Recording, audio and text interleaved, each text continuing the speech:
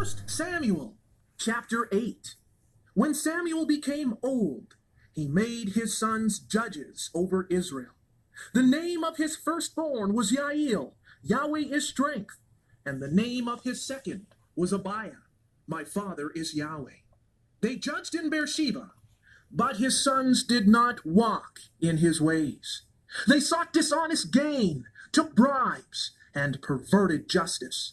Then all the elders of Israel gathered together and approached Samuel when he was at Ramah, saying to him, "You are old, and your sons do not walk in your ways. Appoint us a king to judge us, just like all the other nations." But these things displeased Samuel, especially when they said, "Give us a king to judge us." Then Samuel prayed to Yahweh.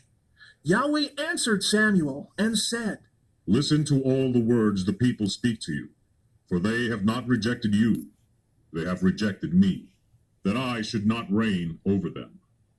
Just as they have done to me from the day I brought them out of Egypt, to this very day, they are now doing to you. They are forsaking me in order to serve gods.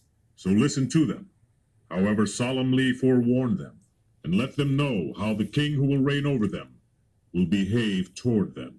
Samuel spoke all the words of Yahweh to the people who had asked him for a king. Samuel said, "This is how the king you desire to reign over you will behave. He will take your sons and appoint some of them to serve with his chariots.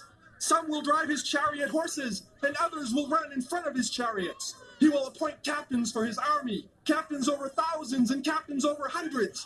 Your sons will plow his ground, others will bring in his harvest, and others will manufacture weapons of war and equipment for his chariots. He will take your daughters and appoint them to be his perfumers, cooks, and bakers.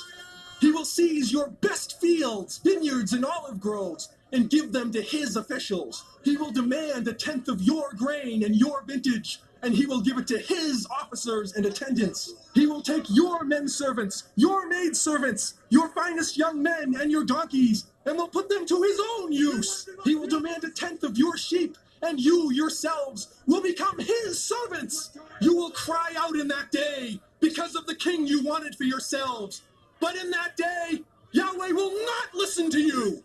However, the people refused to listen to Samuel's warning and answered, "No, we want a king to reign over us.